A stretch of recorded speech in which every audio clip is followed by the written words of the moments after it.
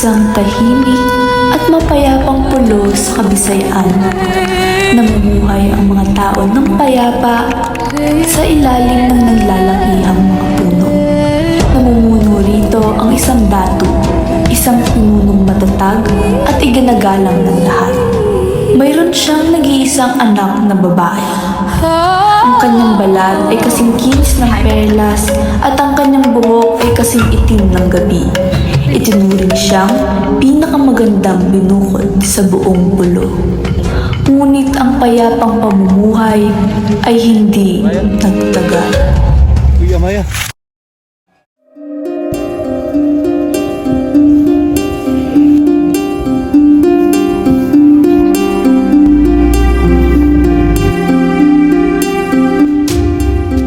Angaway! Angaway! May sakit ang anak ko. Pumayo ka at papuntahin mo rito ang manggagamot ngayon din. Ngayon din po, mahal na dato.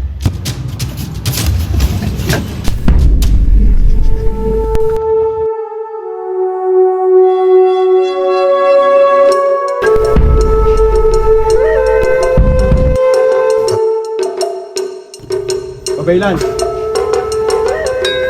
Nang dumating ang matandang manggagamot sa tahanan ng dato, Buti dumating ka, Babaylan. Ako ay iyong pinatawag. Alam kong magagawa mong lahat para mapagaling siya.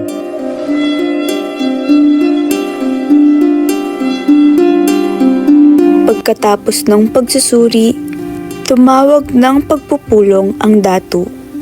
Mga nasasakupan ko, may sakit ang aking anak na babae at ang tanging hinihiling ko lamang ay ang inyong tulong. Sundin ninyo lahat ng tagubilin na magagamot upang bumalik ang lakas ng aking anak. Dalhin ninyo ang may sakit sa malaking puno sa balite. Hukayin ninyo ang mga lupa na nakapaligid sa ugat. Gagawin namin ang iyong pinag-uutos, alang-alang sa pagmahal namin sa dato at ang kanyang kaisang anak na babae. Susunod po, Datu, para kay Amaya!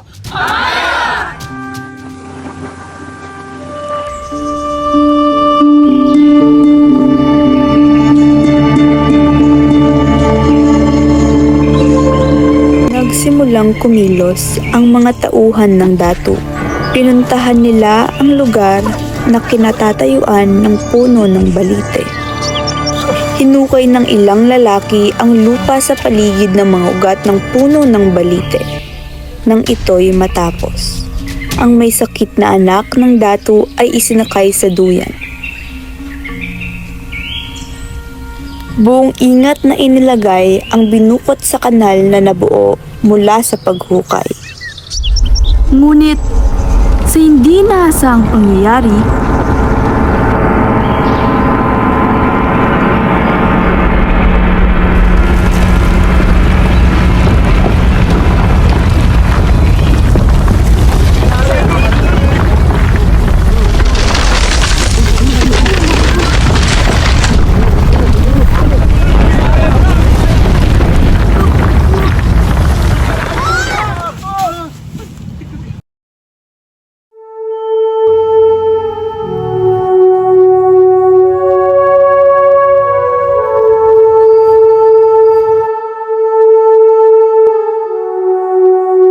Diyos ko, anak ko! Amaya! Huwag niyo siya kunin sa akin!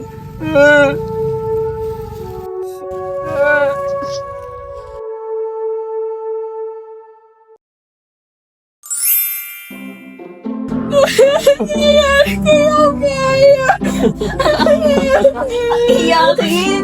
Sobrang iyalit naman eh. Apo, tahan na. Hindi pa tapos ang kwento. Makinig kayo ng mabuti upang malaman niyo ang tunay na nangyari kay Amaya.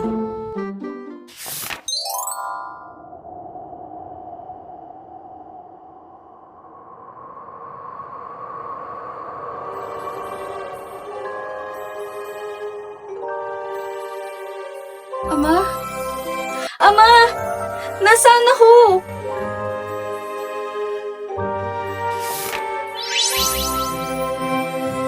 Nakita mo ba yon? May nahulog mula sa taas. Tara, puntahan natin. Nilakad ng dalawang sisne ang daan sa kagubatan. Hinanap nila ang kinalalagayan ng babae. At nang tuluyang siya'y matagpuan, Magandang nilalang. Huwag kang matakot. Kung pagod ka, maaari kang magpahinga sa aking pakpak. Mainit ito at malambot.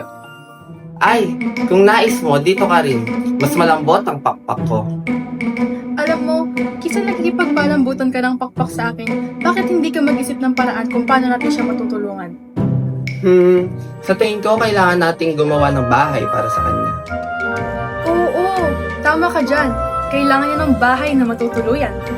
Kailangan din natin ng tulong ng ating mga kaibigan. Nasaan kaya sila?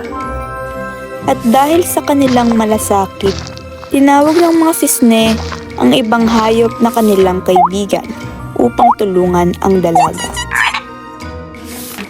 Huwag kayong mag-alala. Ako ay makakaisip ng pinakamabisang paraan. Talaga? Sige nga. Mabilis na utak.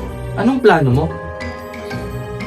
Palaka, lumundag ka. Kumuha ka ng buhangin doon.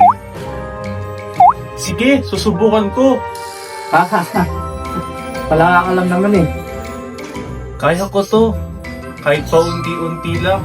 Ilang sandali pa, nakakuha ng buhangin ang palaka. Kinalat nila ito. Hanggang bigla na lang, may maliit na isla na lumitaw. Ang galing! Ginawa niya ito para sa akin. Mga tunay kayong kaibigan.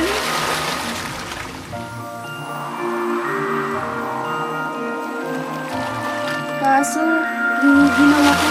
Ang lamig! Nililinaw daw siya. Anong gagawin natin? Kailangan ng paraan para mainitan siya. Kung makakaakyat ako sa ulap, makakakuha ako ng kidlat at makakagawa ako ng liwanag. Gawin mo ang iyong magagawa. Malay mo, maging mapalad ka. Isang araw, nang hindi pa gaanong dumidilim, uminog ang ulap at mula sa ulap, nakakuha ang pagong ng kidlat na nagbigay ng liwanag at init sa babae. Nakakilala rin ang binukot ng isang ginoong nagngangalang Bagani.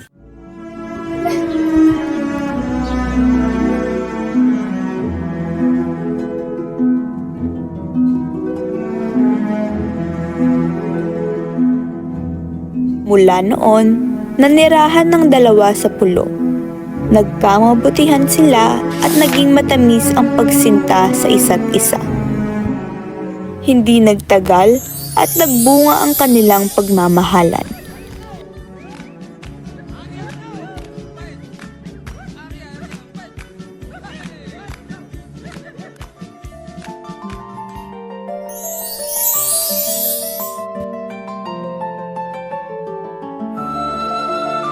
Nagkaroon sila ng kambal na anak na sina Bo at Hol.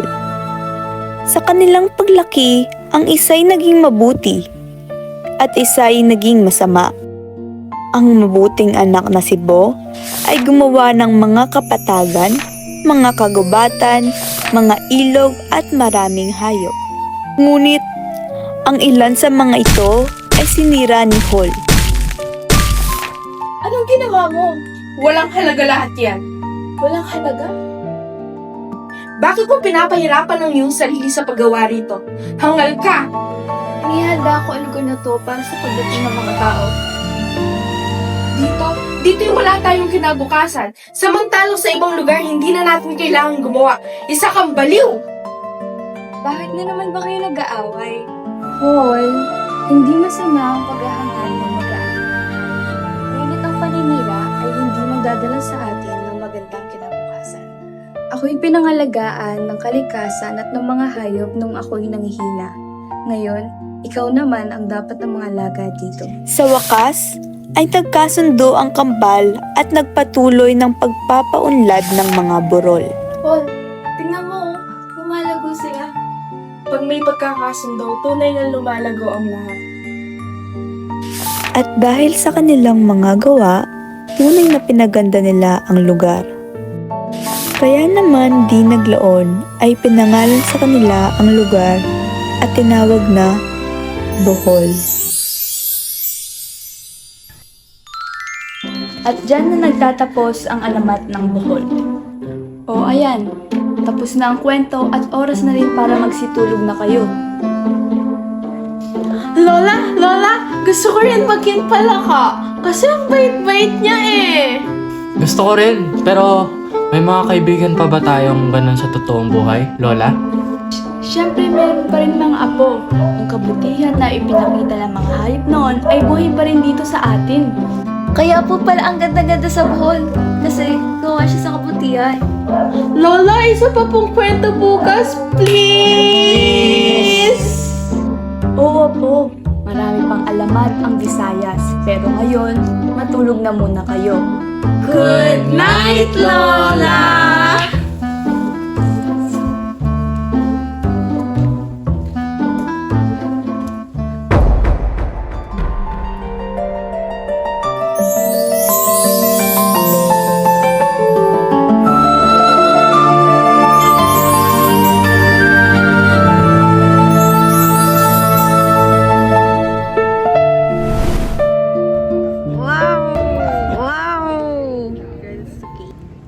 Walang tatawa bang binubuhat siya?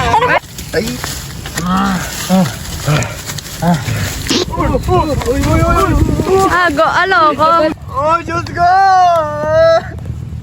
Ang anak ko ay balik yan sa akin!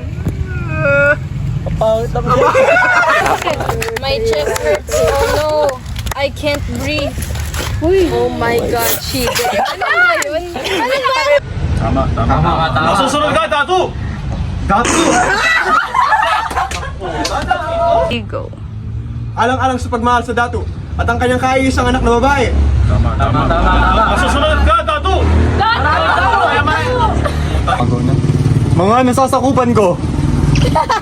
Ay! Tos, alang-alang sa pagmamahal namin sa Datu at kanya... Amaya.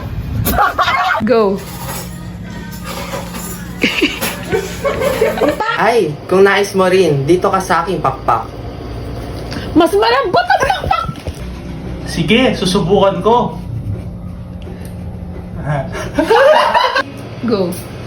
Magti-tiktok ako. Pailam ng phone dali. Ayoko na.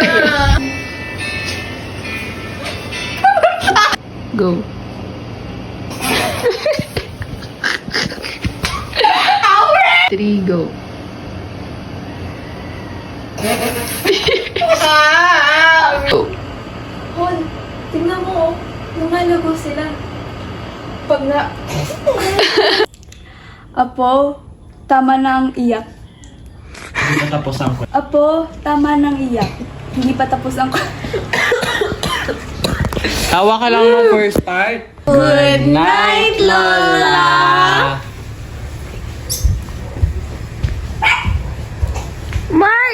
Kaya po pala ang ganda-ganda...